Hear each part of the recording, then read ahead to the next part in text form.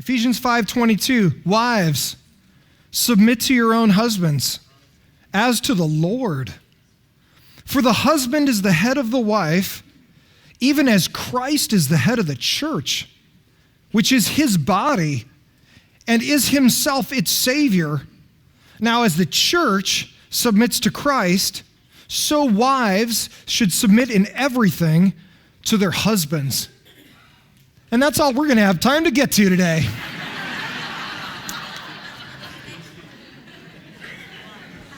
So you see the lay of the land, what we got to work with, right? So everybody get ready. Okay, so next week I'm going to deal with husbands. So husbands get theirs next week. Okay, so ladies, if you're already fighting me in your mind, calm down. It's going to be okay. All right? So husbands are going to get theirs, but first we need to look at the ladies. And so Paul is going to walk us through this reality. So everybody pay attention. Okay? Our society has no idea what it means to be a female. Our society has no idea what it means to be feminine or what the value of femininity is. So in our culture, we have developed this real hostile relationship between femininity and masculinity. So the undercurrent of current Twitter land and face chat, snappy, whatever, is this. Basically, masculinity has kind of held femininity down, and the abuses of some masculinity has been problematic for femininity. So in other words, if men would just get out of the way, women could do their business and everybody'd be happy. That's kind of the undercurrent culturally of online dialogue, which tends to be very adversarial and caustic. And here's the problem. Everybody pay attention, because I'm going to speak of something that's literally going to change your life today through God's word. Is this. You and I have no idea what men and women are supposed to do if we don't look to the person who made men and women. So watch. If you're trusting in your sociology teacher to tell you what a woman should be, or you're trusting in this guy over here or this woman over here to tell you how to interact in the world as a female, you are missing out on what the God who built femininity has for femininity. So what we're going to do today is we're going to walk through God's design for the home. And for those of us that are married, and we feel that weird dysfunction that happens in a home when there's like fighting and discord and anxiety, I'm going to walk you through actually how that happens and God's way forward to heal those relationships. So understand this morning, we are not going to talk about something that society's telling us to talk about. We're going to talk about what God's design is for males and females. Because if you're like me, this is probably how you grew up. In high school or in college. It was basically this. When you sat in your biology class and you turned to a certain chapter in your biology textbook, and it basically was a chapter on evolution, which happens to be one of the thinnest chapters in all of biology. And so you turn to that chapter, and this is basically what it's telling you, is this. At some point, because everybody wants to have an origin story, and secular science tries to understand what our origin story is. So it tries to rewind the clock back and go, we don't know how life got here, and we don't even know how life would start, but our best guesses are, amino acids in some complex of fluid or whatever, and even now we're finding that doesn't even work. So we don't even know how life started here. But eventually, in this world, we have gotten to the point where at the end of the evolutionary tree, there's, like apes and us and caterpillars and all this stuff at the evolution tree. But if you were to rewind this clock back, we would have a common ancestor. So our common ancestor has some genetics of ape and some genetics of human. And for whatever reason, we don't know why, but all of these transitional forms don't exist in the fossil record, and we have no real way of knowing how these things got out here at the end. Let me help you. We don't have a common ancestor, we have a common creator who built all things, which is why you don't find any transitional forms. It's the biggest kept secret in anthropology. What they don't tell you is there are no transitional forms. We've been digging through fossils for 150 years since Darwin, and there's nothing, or else they'd parade them out to us. So here's the reason I bring all that up. You have zero idea, if you don't have a creator, why there's a male and a female. So ask your anthropology professor this. How did males and females evolve? You notice no one ever talks about that. And here's the reason for that. Because we have zero idea, one, how life started without a God, and we have zero idea why there's a male and a female. Because imagine if the male evolved quicker and the female was way behind, humanity dead, because they didn't mate. Imagine the female's way ahead evolutionary-wise, and the male's like, I can't get there. Hang on for a couple million years. Dead. Humanity doesn't make it. Imagine if they evolved at the same time, but they're not attracted to one another. You're gross. Humanity dead. Because they don't mate, right? So here's the point. Or it's this, or the story is really this. Males and females are created on purpose by a God who built them. So if that's the story, watch. If there's a true God and males and females are built specially by a special God, then now we can say, then what's our purpose as a male or a female? It's a different way of thinking about it. Because if there's no God, you have no idea what it means to be a male or female. But if there is a God, now I can go, as a woman, what does God want from me? Because he built me. I didn't evolve out of the dirt. Everybody see where I'm going? Okay, so watch. Number one, I'm going to take a step back from the text to build a foundation for what I'm talking about. Because this is really important, especially if you're in your 20s or you're a teenager in here. You may have never heard this in your whole life. You've gotten all of your information about what it means to be feminine from Twitter or Snapchat, okay? Number one, men and women are equal in value. Absolutely equal in value. So I'm going to help you. What I'm speaking about this morning is not sexism, which is males are below women or women are below men.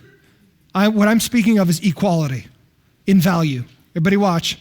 So men and women, because we didn't evolve, we are built by God, special, because we're built in the image of God. So men and women are equal in value. Why? Because we're built by God. Men and women are equal in value. By the first century, if you didn't get these notes, they're back there on the stand. By the first century, 2,000 years ago, when this book was written, Ephesians, I just read out of, Ephesus, which was the city where this church was, Ephesus had many powerful and educated women, just as in other Mediterranean areas. So here's the stereotype sometimes you hear. I'm going to fight this stereotype you often hear is this. Oh, women have been held down for millenniums, and women weren't educated, and men have held them down in society, and now finally women get to rise up and be who women are created to be. I want you to understand something. That's totally ignorant of actual history. Ephesus, which was a Greco-Roman city, they let women do whatever they wanted to do. Women, you could be educated in Ephesus. They had a library, one of the greatest libraries in ancient history, which I've shown over the past couple of weeks. As a woman, you could walk in there and read anything you wanted to read. They were just as educated as men in their society, of the rich women. There were many women in Ephesus who were wealthy, high educated, business women that were sat on city councils. So it's ignorant and an uneducated understanding of Scripture to say, oh, the Bible is really sexist and wants to keep women down. Because people would say that, have not actually read the Bible, and they don't actually understand history. So when Paul writes this letter to the women at Ephesus, he's not writing to some subjugated slave female class that goes, just keep on being submissive to your husbands because that's all you're worth. What he's saying is, men and women are equal, but there's roles inside of a home that men and women are to adhere to have peace. So let me show you. Acts 13:50, it'll be on your screen. Let me give you an example. But the Jews incited the devout women of high standing, and the leading men of the city stirred up persecution against Paul and Barnabas and drove them out of their district. So you see women who are leading in their city. They're not a subjugated class. They're not uneducated. They're not no business women in this city. There's cities all over Asia that Paul went through that had women who were highly educated and ran their own businesses and sat on city councils. And here's another one in Acts 17. And this is a different city. And some of them were persuaded and joined Paul and Silas, as did a great many of the devout Greeks, and not just a few of the leading women. Many of them, therefore, believed, with not just a few Greek women of high standing, as well as men. So I want you to understand, to say that the Bible speaks against women being educated or sometimes you speak about stuff, they go, oh, you don't want women to vote. What? You want women to just stay home and bang pots and pans together and call it a life. Where do you get that idea? Oh, the Bible's sexist. You don't even understand history or the Bible.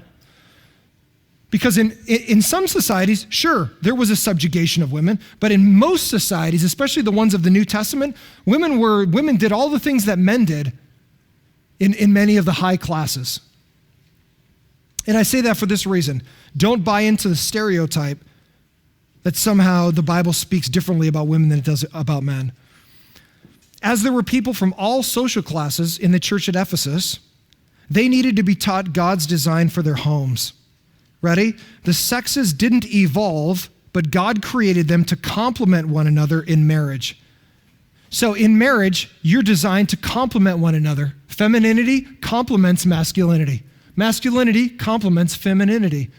They are meant to complement one another, not compete with one another. But we live in homes where we compete against one another. So why aren't our homes full of peace and joy and mutual respect and love? Why isn't that? Well, I'm going to tell you right now why that is for all of our homes. Genesis 1:27. This is the foundation of why the Bible does not speak as sexism, but speaks as equal. So the very first book of the Bible, very first chapter of the Bible says this. So we didn't evolve from a common ape ancestor. It says this, so God created man in his own image. In the image of God, he created man, male and female, he created them. So men and women, watch, totally equal in value, but different in role. So God thought up femininity. God thought up masculinity. So if God thought those up, then he must have a reason for that. So equal in value, but different in role. Here's the principle. From the beginning, the sexes were equal in value, but just designed differently. So then why are our relationships screwed up? Why did Adam and Eve, who were the first male and female, why didn't they get along if they were created ideally? Because of a thing called sin. After sin entered Adam and Eve's hearts, our first parents, their complementary design became destructively competitive. So watch, your home is a train wreck now, not because God's design isn't true, it's because we fail to be submissive to what God wants for the sexes. And so understand, this isn't a what women should do and what men should do talk. This is here's how God designed the home. Let's see if we can live in design so that we don't have to live in chaos. So let me give you an illustration. I'm a coach on a local football team here in one of the high schools. I love freshmen, and so I'm on the freshman coaching team, and I coach quarterbacks and receivers. So if any of your 8th grade boys are coming into the school I'm at, I will probably coach them if they're going to do football, okay? So watch how this works. Let me help you. Why this isn't sexism, it's something different than that. It's a role. I volunteered to be on the head coach's staff. Ready? So I'm a position coach under the freshman head coach, who we are all under the head coach over all the varsity and freshmen and JV, okay? I don't even pay attention to JV. I don't even know if they exist. So listen. So watch. Here's how it works. True story. Here's what happened. A year ago, last football season, the head coach, main guy, made a decision for all the squads that was unpopular. My freshmen complained to me about it. That's about how they sound when they're freshmen. And so I kind of agreed with them. And so you know what I did? I went to the head coach and said, XYZ's going on, the kids are like blah, blah, blah. And you know what he said to me? Oh, well, here's what we're going to do. And he told me the same thing that he said before. And so I walked back to the kids, and so now watch what's happening here. I could have been destructive in unity. I could have said, you know what? I really agree with you, and he's a total jerk. And and the kids would have been like, yeah, man, even the coach agrees with me. That coach is lame, and he shouldn't have done that. I could have sowed seeds of discord and disunity, but you know what I did? I said, here's the call the head coach made, and we are going to align with him rather than fight him. So immediately the kids got into line because of my alignment with my head coach. And here's the illustration I make. In this illustration, I'm the wife in that sense, where I voluntarily joined the team. Nobody put a gun to my head and said, you get on that high school squad. I voluntarily said, the head coach said, would you like to be on my staff? I said, yeah, I would. And so I volunteered to be on his staff, to be under his authority. It doesn't mean I was less of value. We're still of the same human value. His life and my life are worth the same, right? We're of equal human value. We just have a difference in role. I can choose in my role to be disruptive and disunifying and destroy his whole program from inside. Or I can say, what he wants to do isn't illegal, unbiblical, immoral. It's just a choice he made. I'm going to align with that. I can live with what he's saying. I don't necessarily, it wouldn't be the choice I made, but it's okay. And so watch, in this illustration, he's dad, he's the husband. I joined his staff voluntarily, and I'm playing the wife role in this illustration where we're equal in value but different in role. Now to the kids, I can sow seeds of discord, or I can say, here's the choice that's been made, let's all get on board. And guess what? Everybody got on board and it was glorious. So the same thing is true in marriage. Ladies, unless somebody put a gun to your head and said, you're marrying that guy, put that dress on. If that didn't happen, and there was a point, ladies, when you looked at that guy and went, oh, snap. Look at that. What had just happened here? So there was for every married lady in here, unless it was forced on you, here's what's even crazy. So the church I was at before, there was a lot of Indians from India, and they still do arranged marriages. And so we look at that and go, in the West, we go, we can't even process the fact that somebody would choose a wife for their son or choose a son for their daughter, And what's even crazy in that culture is somebody can pick a spouse for you and you can make that marriage work. And they have great, glorious marriages and they didn't even choose their wife or their husband. And you kind of go, in the West, we kind of go, that doesn't even make sense. Oh yeah, it does. Here's the reason it makes sense. It's because about 53 seconds after you're married, all those feelings go away. And then you realize, I'm stuck with him the rest of my life. Watch. So now, when the feelings go away, you have to make a choice to love, to make your marriage work. But here's what happens in our marriages, and this goes back to this point. Ready? What happens in our marriages is this. When women get their feelings hurt, or their husband has done something that hurt their feelings, immediately women go into this mode of, I take a step back from my marriage and I go into, I want to control him mode. I'm going to either make his life miserable or I'm going to try to control him. Because when sin enters our hearts, we become selfish. Instead of giving to the other person what they need to be their role, we go, I'm not giving him anything. You withhold sexually, you withhold emotionally, and the crazy thing is that you'll actually try to control your husband by, we call it nagging in our culture. And so here's what happens to a man. I'm going to give you insight, ladies, into a man's mind. And I'm going to get you guys next week, so don't think you're getting off, so understand. So here's what happens in a man's mind. Men are emotionally retarded, okay? So women are much more naturally relational. They're just built by God that way. They get their feelings hurt easier in relational things. Men, not so much. Men don't even realize some people exist. And women are like, didn't you see that? You're like, I didn't even know he was on the face of the earth. So men aren't that connective that way. So watch what happens. So when women go, my feelings are hurt, I'm not getting my needs met, then they go after, it becomes vindictive almost against their husband. So I'm not going to listen to you. I'm not going to do whatever, blah, blah, blah, blah. And it becomes this adversarial thing. And men, here's what men do. La, la, la, la, la, la, la, la, la. And now men step out of their marriage. So if they don't go to someone else, they go, I'm going out to Coors Light in the garage, right? And I drink Coors Light and watch my TV in the garage and fix the bike. So watch, in marriages, if you don't learn the design why you're a male or a female, when things go wrong, immediately you are self-focused and you step away from your marriage. And women emotionally try to control their husbands, and men resist that control and they hate their wives. So they go, I'm going to Old Town tonight with the boys. I'm going to Vegas with the boys.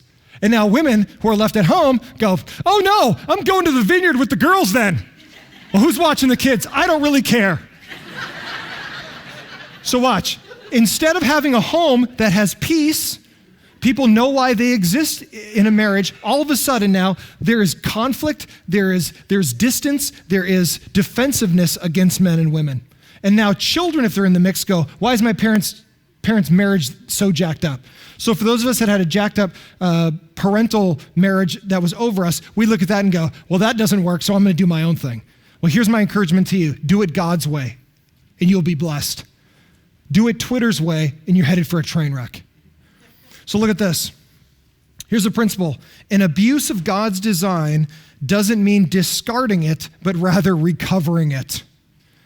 So just because you haven't seen a good example of a marriage in your life, or your marriage is tough, doesn't mean you go, everything you're talking about, Pastor, I don't really care about, I'm going to do my own thing in my marriage. You don't say, let's discard God's design. You say, let's recover it. Because watch, you didn't come up with marriage. That wasn't your thought. You didn't come up with the home. You know who designed that? God did. So when you fight the designer's design, don't be surprised when things are a train wreck. So watch, I'm gonna show you from the feminine side today and masculine side next week how to function in God's design as a woman of God. The Bible doesn't promote sexism, which says one sex is below the other one. That's sexism. You can't do something because you're female, or you can't do something because you're male. That's sexism. It doesn't promote that. Both sexes are equal in value, but different in role. The Bible doesn't promote sexism, but rather, here's a word I made up. The Bible doesn't promote sexism, but it promotes servantism. Now, when I put that in my Word document, it had that little red squiggly line underneath. Microsoft was telling me this isn't a word, but I made it up. Because here's the reason I made it up. Sexism says one sex is below the other one, not equal. The Bible says, nope, they're both equal, made by God. But both sexes are made to serve one another. You are built to serve your husband if you are a wife. In other words, how can I help him be the best version of the masculine man God has built him to be? Men, I'll talk about it next week, are built to serve their wives. How can I help my wife and love my wife so that her emotional cup is full and she can be the woman of God she's called to be?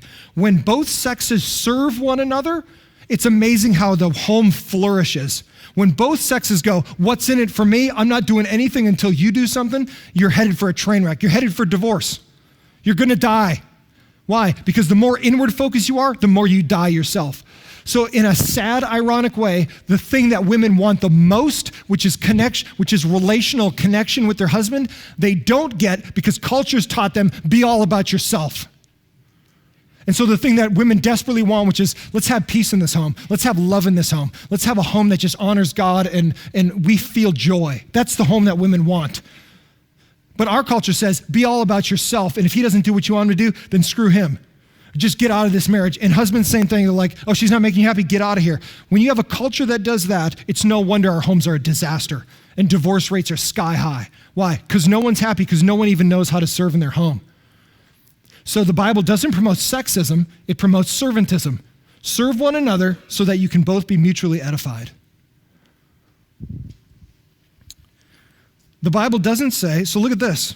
Look at Ephesians 5:22. Look at it in your own Bible. The Bible doesn't say all women submit to all men. That's sexism, right? Oftentimes that's a stereotype of the Bible. Oh, the Bible's sexist. Well, what do you mean by sexist? It says that women should be subjugated to men.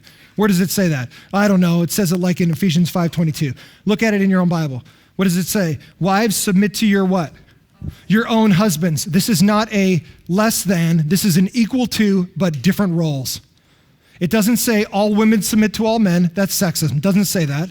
And it doesn't say men submit to all women. And it doesn't say women submit to other husbands. It says women submit to your husband because let there be order in the home rather than chaos. So equal in value, different in role. And here's a principle. A woman realizes her value is from God. So ladies, look at me. Or if you're listening to me online, look into your screen. Look deep into the screen right now. Put your face up by the screen and listen to what I'm saying. Ladies, I want you, especially young ladies, teenagers, 20-somethings in here that aren't married, listen to me. Your value does not come from a man. Do not look for a husband to give you value.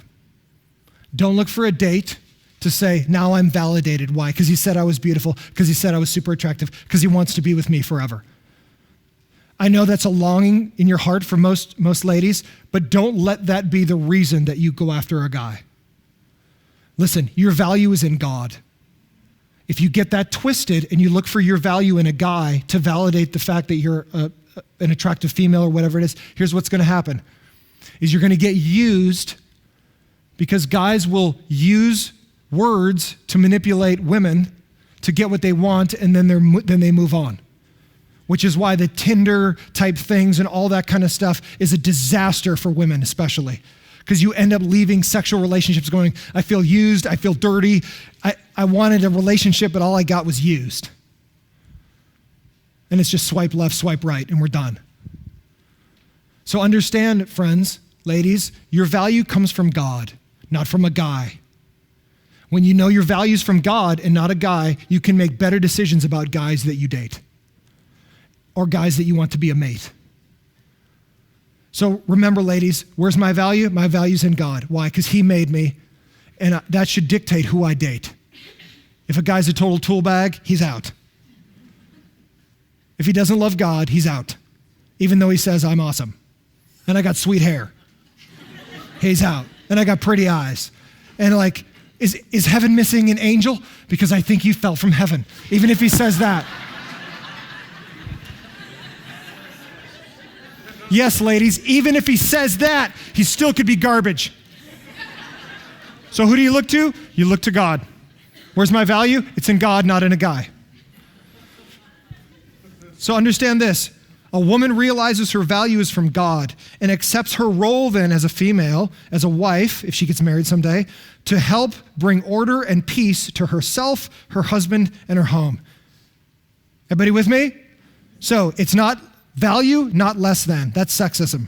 This is servantism, which says everybody's equal. Let's serve one another so there's peace. It's a different way of looking at your marriage, or if you're single, how your future marriage might be. Number one, men and women are equal in value. Number two, husbands and wives then are different in role. Husbands and wives are just different in role, not value. God has created divine order and authority in only two areas, the home and the church. So this is going to be new news to a lot of you too. Listen to me. Listen. Because some people will say this. You'll hear this stereotype of the church or the Bible. Oh, men just want to keep women down, and Christianity's trying to keep women down, and the Bible just keeps subjugating women as like this slave class or whatever, and you don't want them to vote, and you don't want them to have jobs, just stay home banging pans in the kitchen or whatever. Like that's the value of them. It's absolutely not true and totally ignorant. And it's for this reason. God has declared order in the home and in the church. Anything outside of that, you can do whatever you want. Ladies, you could start your own business. You could be president of the United States. You could be Madam President. I hope someday our president, ladies, comes out of this church. That'd be awesome. So it isn't, the Bible just wants women to stay home and be uneducated. Nope, that's actually not true all the way through the Bible. But what it does say is this: the home has been dictated by God to be a place of order. So in the home, make sure that you're respecting and loving your husband and the authority that God has given him in the home to run your home. If he does something illegal, unbiblical, unethical, you don't have to go with that. This isn't a submission at any cost. This is like if there's abuse happening in the home, you know one thing that helps men? If there's abuse happening in the home, is cops. Oh, so you're saying I should stay in an abusive situation? No, I'm not saying that at all. I'm saying the opposite of that. I'm saying other men will help keep other men in line. So if there's abuse happening in your home, call the cops and go, my husband's XYZ, blah, blah, blah. And it's funny how husbands get help from the cops to stay straight. So watch. Unless it's unethical, unbiblical, or illegal, align and have peace. Always work for peace, not fighting. You can have your say, but understand, if your husband makes a call on it, then for the sake of unity in your family, align. Anything outside of the home and the church, there is no restriction for either sex from God on education or occupation. However, work outside the home should never jeopardize stability inside the home. You know what really sucks? Is not wanting to go home. You know what really bites? Is when women don't want to go home to their homes because they know it's going to be chaos, and men don't want to go home because they know they're just going to fight all day long. And men just go, I'm out. I'm going to go to Old Town and see the boys.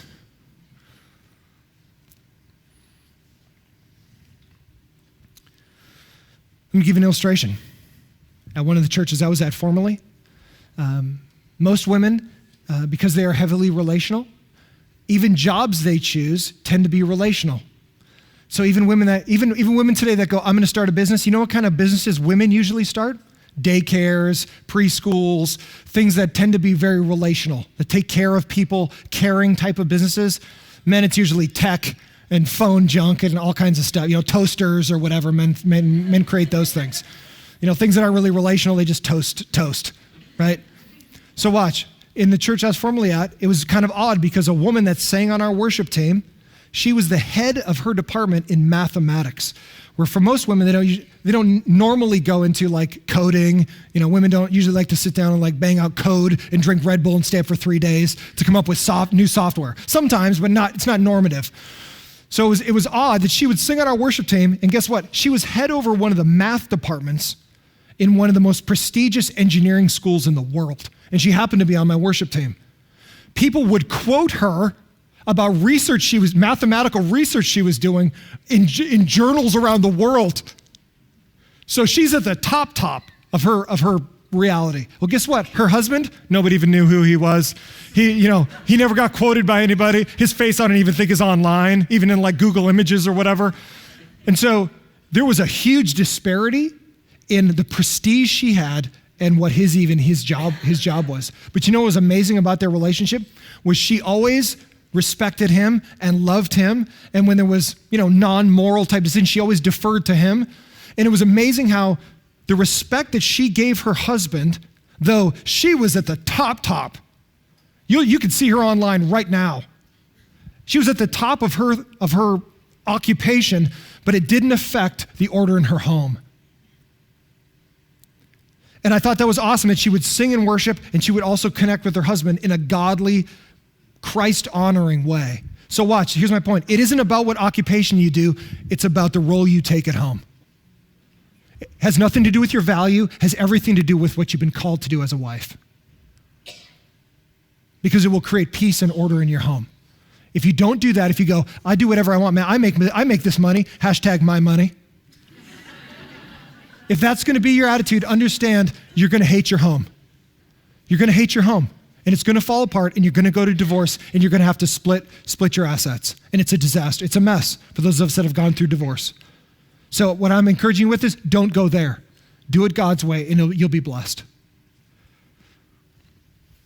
As the body shouldn't rebel against its head, or the church shouldn't rebel against Jesus, wives shouldn't rebel against their husband no matter how they feel. Willing submission, not forced submission. Willing submission is God's desire for wives to respect and support their husbands. However, like all other God-ordained roles, biblical submission never supports abuse or unbiblical or illegal activity. Ready? Submission is not about domination, but about alignment. Woo! Listen to me. Don't fight me in your mind. Don't fight me. Don't #I hate this. Okay? Understand. Not about value, not about an occupation. Go do whatever you want to do. But God created the home. So if you don't do God's way in your home, you're not doing it right. And it will not serve you. You will not find joy. You will not find peace. You will find chaos and self-serving. And it'll be a home you hate. It's not about submission and domination. It's about alignment.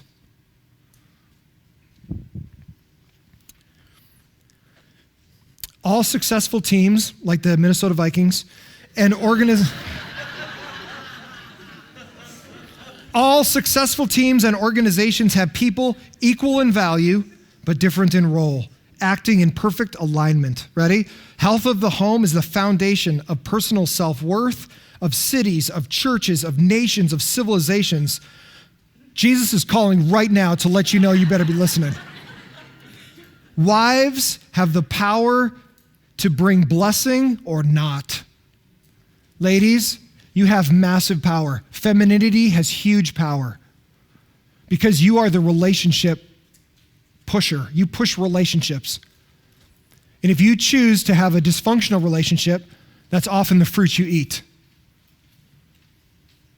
In between services, I had a woman come up to me earlier this morning. She goes, I'm going through a divorce right now. My husband and I are separated, and I just want you to know it's the first time I've heard these things, and you couldn't be more spot on.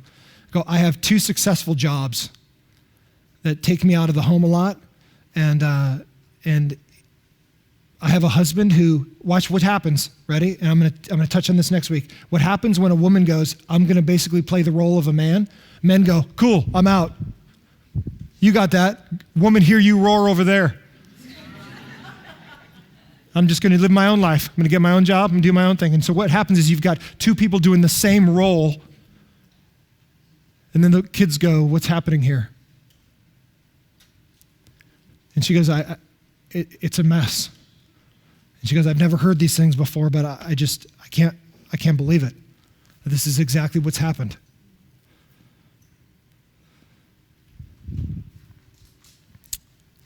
So online right now, there's a big thing between Girl Scouts and Boy Scouts.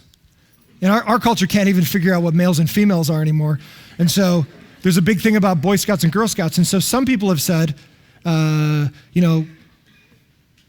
don't some of the Girl Scouts that really like to do like Boy Scout type things, go camping, all those kinds of things, why can't they join the Boy Scouts? So there's been a big thing about that. And Girl Scouts, their badges and stuff, they're heavily relational. But there's some robotics things and stuff. It's not all just relational things. But if you're in Girl Scouts or you have a daughter in Girl Scouts, heavily relational types of things, which are the things normally girls are attracted to in general. It's how God built them. Usually femininity's that way. Guys are not so much that way. So there was somebody online that was talking about why Girl Scouts don't do more Boy Scout things. And I happened to mention something about it online, so let's take a look at the dialogue I had. So I mentioned something about Girl Scouts and joining Girl Scouts and all this stuff, and Haley says, no, the girls shouldn't just join Girl Scouts. The Girl Scouts is BS homemakers work. They teach 0 outdoor skills or necessary life skills. While the Boy Scouts have their flaws, and don't even get me started on them, they do a lot more than Girl Scouts ever will. And some may argue that their Girl Scout troop went camping. I would like to point out they probably never learned how to make their own shelter or stay outside for a night or kill a rabbit or a fish or start a fire. To which I said, LOL, trying to laugh a little bit. Well, since most of these girls will probably be running their own houses someday, I'm glad their houses will be run well, so I wouldn't call it BS. In other words, having skills to run your home. I said, but since girls tend to be heavily relationship first and activity second, and boys are usually the opposite, which is let's do an activity first and that's how we build relationships, which is true. That's how boys and girls are built. The opposite, I can see the difference in focus on the types of patches that Boy Scouts and Girl Scouts get. But if there's so much theoretical interest in girls doing more of the outdoor survival skills like the boys, I wonder why Girl Scouts haven't done a separate track for those kinds of girls rather than let them go to the boys to create a separate track. It's odd. And then she says this to me. Jim Jackson, I think I just cried. Wow, that was the most heterosexual thing I've ever heard. She doesn't know if I'm a closet homosexual. She doesn't know if I'm bisexual. She has no idea. She's just going off my picture on Facebook. For some reason, a heterosexual can't even speak. So, no, everything you've just said is false. Really? That is simply a stereotype pushed upon young girls that becomes true due to conditioning. Girls don't have the same opportunities and don't get to experience the joy in many activities that boys do. And guess what? Boys can run their own houses too. Ever heard of a gay man? Yeah, I have. You think he has a wife at home that tends to his every need? Nope. And why do girls and boys even need to be separated in the first place? They are children. Seeing a girl do the same thing a boy is doing shows young boys and that girls are just as capable as they are. Those boys won't grow up as ignorant as you. That's why it's important. To which I said, here's the thing with me. Here's the thing with me. Ready? Ready? Ready? Never bring a knife to a gunfight, okay? Wow, Haley, that was the most prejudicial, bigoted, closed-minded, emotion-packed response. Number one, what does my response have to do with my sexuality? Number two, most women stay home to raise their children and run their homes, as much as you might not like it. And guess what? Your age range, which she was a 20-something, Your age range is staying home to raise kids more than previous generations, and they are the most educated with the greatest opportunities in history, which I posted two things on there. And the second was from Forbes, and the second one was like, more millennial women are staying home than any time in history, which totally went, because that's her age range. And number 3, I have heard of a gay man, and know many. I never said men can't run a home, but women more often choose to stay home, which is backed up by research, unlike the vomit you just spewed out onto this thread. Number 4, I never said boys and girls need to be separated, so I have no idea what you're referring to, but if boys want to have their own thing, they can, and so can girls. And if girls want to go camping and kill a rabbit and chew on its foot for dinner, they can do that too, I don't mind. Number 5, looks like you are the ignorant one. So I hope boys grow up like me, that do research to support their assertions and don't try to put people down and bully people online like yourself. So here's my point. Ready? Here's my point. Ready? I close with this. Ready? Equal in value, different in role. So the roles that we have are from God. So when we act out those roles, there's peace and there's joy. And next week we talk about the men's side of the coin, which you better buckle up.